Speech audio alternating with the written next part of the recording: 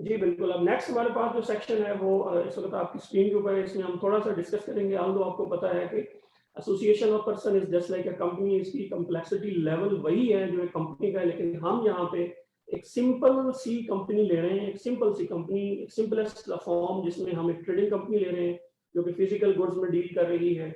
और उसका हम देखते हैं कि एक सिंपल सिंपल सा काम हमने किया है, क्योंकि अगर इसको मैं टेक्निकल टर्म्स में ले जाऊं तो उसके ऊपर पूरा दिन भी काम है, क्योंकि जाहिर है मोर देन 100 मोर देन 50 जो चार्जिंग और ऑपरेशनल सेक्शन है वो इसके ऊपर एप्लीकेबल होते हैं। जब तक आपका उनका बेस नॉलेज नहीं है, आप जाहिर है इसके ऊपर वो बात नहीं कर सकते। लेकिन मेरी कोशिश यही होगी कि हम इसको इंतहाई सिंपलेस्ट रखें, और before getting to the technical form चंद गुजारिशात होंगी, चंद स्लाइड्स होंगी, वो मैं ऐसी गो थ्रू करते हुए हम अब वहां पे पहुंचेंगे। सबसे पहले ये है कि जब भी रिटर्न फॉर्म करें, चंद बेसिक प्रिपरेशन है, ये आप जरूर देख लें कि आप अपने बिजनेस नेचर का एनालिसिस जरूर करें कि आप जो काम कर रहे हैं इसके लिए स्पेसिफिक टैक्स ट्रीटमेंट तो नहीं है।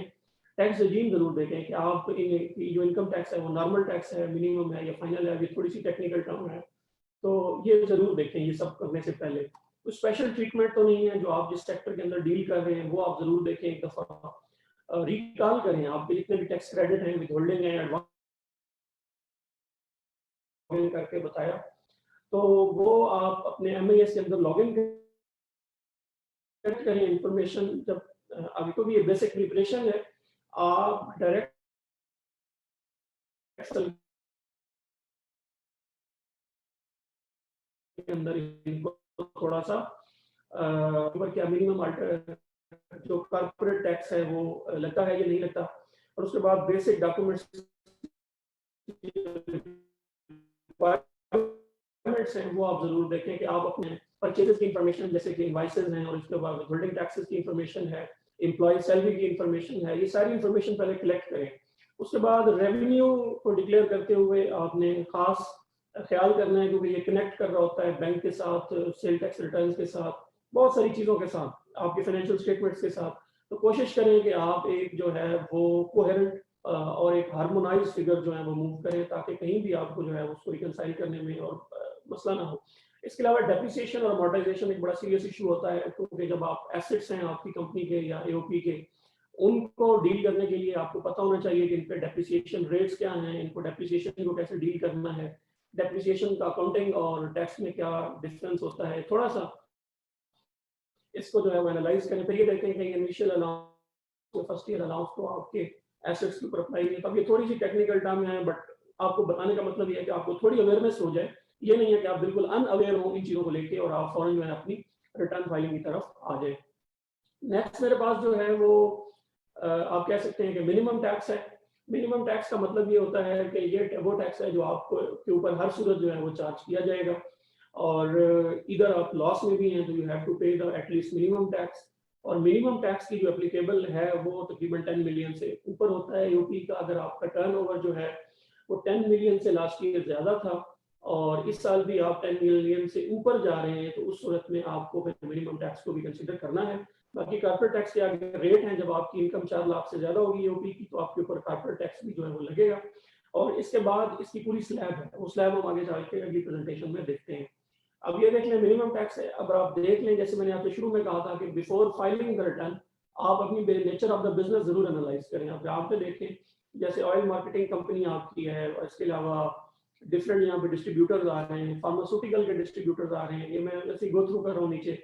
मोटरसाइकिल डीलर्स हैं, उनके ऊपर मिनिमम टैक्स की शरह जो है वो डिफरेंट है यहाँ पे, और जनरल शरह जो है वो 1.5% है 2021 के लिए। तो जब भी आप अपनी रिटर्न फाइल कर रहे हो तो मिनिमम टैक्स की जो ये वाली स्लैब्स हैं इनको आप जरूर कंसिडर करें।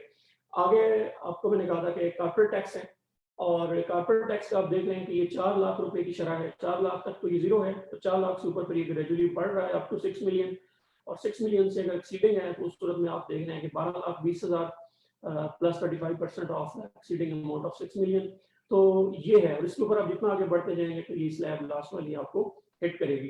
थोड़ा सा मैं यहाँ पे ये भी क्लैरिफाई करूँ कि अगर एक कंपनी है, अगर एक एओपी है या एक पार्टनरशिप फर्म है, उसका जो टैक्स है वो उसके ऊपर मिनिमम टैक्स भी एप्लीकेबल हो रहा है और कॉर्पोरेट टैक्स भी है, उस सूरत में वो कंपैरिजन देखते हैं, जो हायर ऑफ होगा वो आपने पे करना है। अगर आपका नॉर्मल टैक्स ज्यादा है तो आप कॉर्पोरेट टैक्स पे करेंगे, अगर आपका मिनिमम टैक्स ज्यादा बन रहा है तो फिर आप कोशिश करेंगे कि अपना मिनिमम टैक्स के। और मिनिमम टैक्स के लिए मैं छोटी सी एक चीज़ ये बता दूँ कि ये आपका ग्रॉस जो रेवेन्यू है उसके ऊपर अप्लाई होता है। रेवेन्यू से मुराद ये है कि जितना भी टोटल आपने अर्न किया बिफोर जो है उसमें से डिडक्शन ऑफ एक्सपेंसेस, तो ये उस फिगर के ऊपर लगाएंगे आप। और जो कॉर्पोरेट टैक्स होता है ये प्रॉफिट के ऊपर होता है, जिसमें आप डायरेक्ट और इनडायरेक्ट तमाम मैनेजमेंट एक्सपेंसेस जो हैं वो लेस करने के बाद जो है वो चार्ज करते हैं।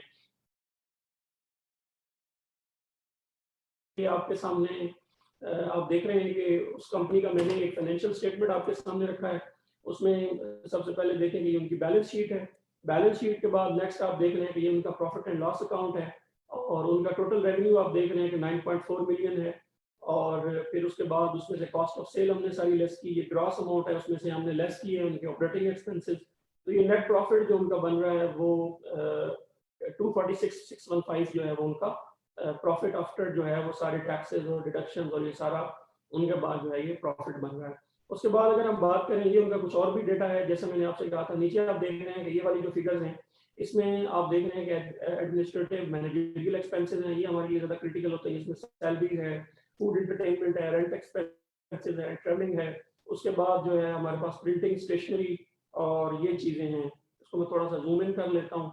अब यहाँ के ऊपर आप देखें कॉस्ट ऑफ सेल है हमारे पास, तो जिसमें हम देख रहे थे कि डायरेक्ट कॉस्ट इतनी है, उसमें ट्रैवलिंग डाल के 8.9 मिलियन का इनका टोटल जो है वो कॉस्ट ऑफ सेल बन रहा है। और बाकी खर्चे जो आए हैं वो मैंने ऑलरेडी आपको बताया कि 293 जो आपने फेस के ऊपर यहाँ पे मुलायजा किए हैं वो ये आ रहे हैं।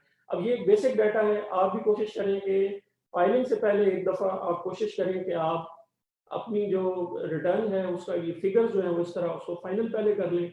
विद होल्डिंग टैक्स भी अगर हम देखें तो यहाँ पे अगर हम एंड वाली शीट पे आते हैं तो यहाँ पे आप देखें कि उनका ये टैक्स विद होल्ड भी हुआ है 2,07,000 रुपए, जो कि वो सप्लाई कर रहे थे तो 153(1)(a) के अंदर उनका टैक्स भी विद होल्ड हुआ है। अब यहाँ तक जो है ये मैंने आपको बेसिक डाटा दिखा दिया, चंद गुजारिशात आपको कर दी। Before get into the detail discussion मैं राशिद भाई की तरफ वापस जाऊंगा। राशिद साहब, अगर आपके पास कोई क्वेश्चन है तो हम यहाँ पे उसको कैटर करें ताकि हम फिर नेक्स्ट फाइलिंग की तरफ मूव करें। आई थिंक एओपी से रिलेटेड तो क्वेश्चन नहीं है, एक इंडिविजुअल क्वेश्चन आया है। सो इंडिविजुअल को अगर हम सर लास्ट वो हम आखिर में कर लेते हैं, आखिर में कर लेते हैं। एग्जैक्टली इसको फिर हम इस तरह करते हैं कि उसको लास्ट पे एंटरटेन कर देते हैं। ठीक है, वो लास्ट में ठीक हो गया सर। अब हम मूव करते हैं जी अपनी रिटर्न के ऊपर। जो नेक्स्ट हम फाइलिंग करने जा रहे हैं उसमें आप ये देखें कि सबसे पहले हमारे पास जो इस वक्त रिटर्न का फॉर्म ओपन है उसको हम देख लेते हैं। राशिद, फॉर्म नजर आ रहा है हमें यहाँ पे? जी आ रहा है ना? जी आ रहा है। यहाँ पे देखिए जी, सबसे पहले हम यहाँ पे आए हैं। आप देख रहे हैं कि जैसे ही आप रिटर्न ओपन करते हैं बिजनेस की, उसमें आपको property, business, capital assets, other sources, foreign sources और टैक्स चार्जेबल की टैब जो है वो नजर आ रही हैं। हमने सबसे पहले जो डाटा एंट्री करनी होती है, जैसा मैंने आपसे गुजारिश की थी कि एओपी के लिए जो ज़ाहिर बिजनेस है उसमें हम मैन्युफैक्चरिंग एंड ट्रेडिंग, तो ज़ाहिर हम जिस कंपनी का जो रिटर्न था वो फाइल कर रहे थे वो बेसिकली जो है वो जो थे वो फाल करते थे ट्रेडिंग के अंदर। तो इस वक्त जो हमारे पास सबसे पहली रिटर्न है जिसको हम फाइल करने जा रहे हैं, मैं ज़रा इसको इतने में लॉग इन कर लेता हूँ। तो वो हमारे पास है और उसका डेटा जो है वो हम आपको उसमें डाल के चेक दिखाएंगे कि आपने, अगर आपके पास इस तरह का डेटा है अवेलेबल ऑलरेडी, तो आप अपनी रिटर्न जो है वो किस तरह फाइल कर सकते हैं। तो ये आप वक्त की बचत के हिसाब से मैंने यहाँ पे इसका डेटा जो है वो ऑलरेडी हमने इसके अंदर जो है वो पुट किया हुआ है।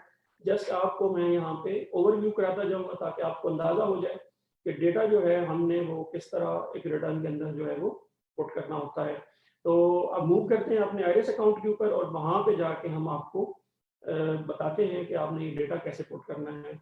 इस वक्त जो आप देख रहे हैं आपकी स्क्रीन के ऊपर है, एक कंपनी है हमारे पास, उसका डेटा हमारे पास है। उस डेटा को हम जो है वो यहाँ पे वन बाय वन एनालाइज करेंगे और देखेंगे कि हम उसको कैसे। अब देख रहे हैं कि जैसे मैंने आपसे गुजारिश की थी कि 9.4 मिलियन का उनका टोटल रेवेन्यू है। अब आप देखें यहाँ पे ग्रॉस रेवेन्यू है, तो कंपनी की रिटर्न मिलेंगे। लोकल और फॉरेन अलग अलग सेल होती है, एक्सपोर्ट अलग और लोकल अलग है।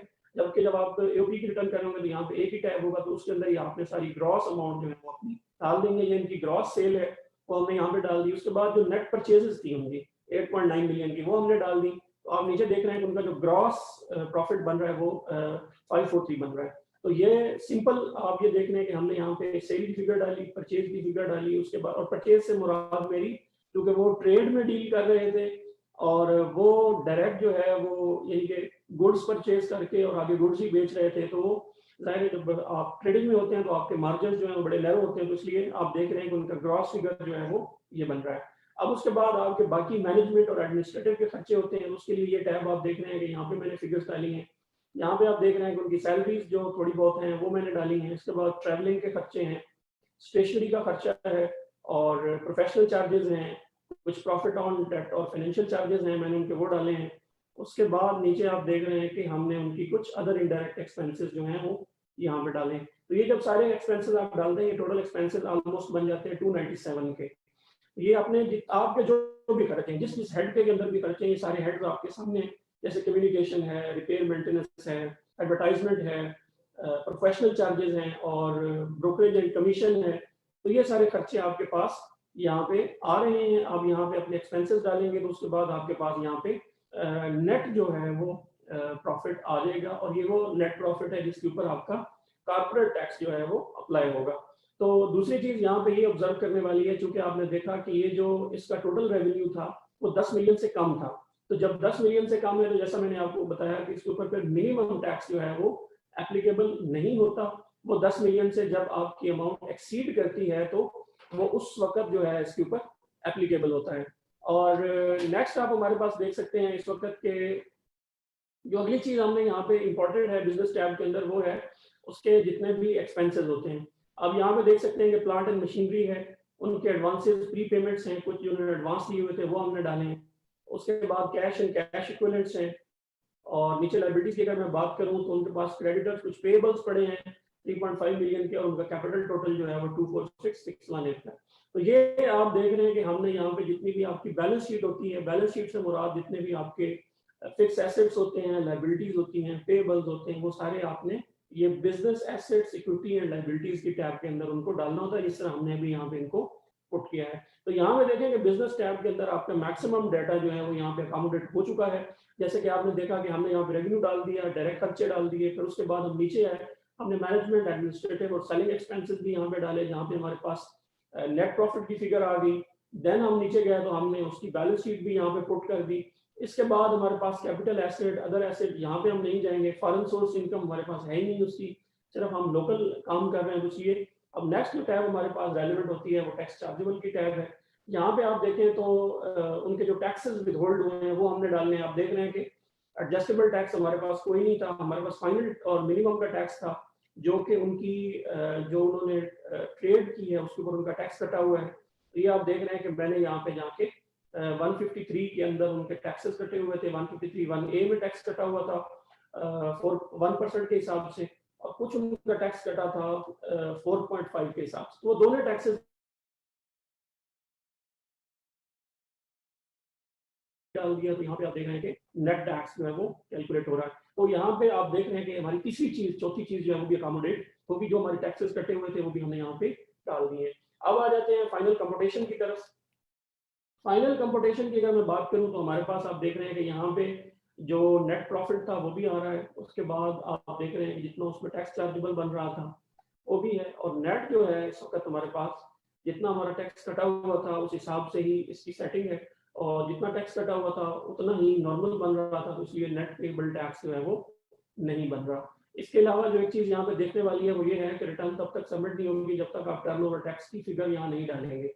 यहाँ पे आप देख रहे हैं कि मेरे पास चूंकि ये 10 मिलियन से कम वाली कैटेगरी में थी, इसलिए मैंने यहाँ पे वैल्यू जो है वो 0 डाली है। अदरवाइज मैं यहाँ पे जितना मैंने ऊपर रेवेन्यू डाला है वो रेवेन्यू की फिगर मैं यहाँ पे डालूंगा, तो यहाँ पे एक मिनिमम टैक्स भी बन जाएगा। वो मिनिमम टैक्स और ये 2,07,000 आपस में कंपैरिजन में आएंगे। जो ज्यादा टैक्स होगा वो टैक्स आपका नीचे पेएबल होगा। आप देखा ना, जो टैक्स चार्जेबल बन रहा है इनका वो 2,07,000 ही बन रहा है। वो 2,07,000 ऑलरेडी इनका टैक्स जो है वो एट सोर्स जो है वो विदहेल्ड हुआ था, इसलिए नेट लायबिलिटी या नेट पेएबल नहीं बना। तो ये बेसिकली एक बेसिक ओवरव्यू है, ऑल्दो इसमें मैंने बहुत सारी चीजें टेक्निकल स्किप की हैं।